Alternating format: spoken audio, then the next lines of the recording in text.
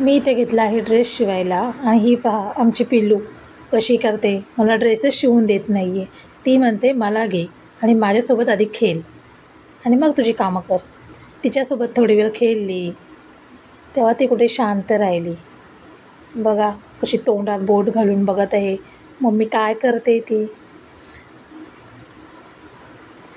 आता इथे मी ड्रेस शिवायला घेतला आहे.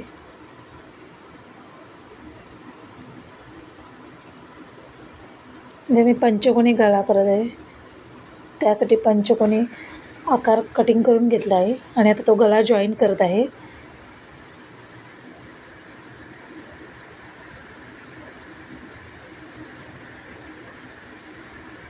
हा ड्रेस मी साडीपासून साडी कटिंग करून शिवत आहे.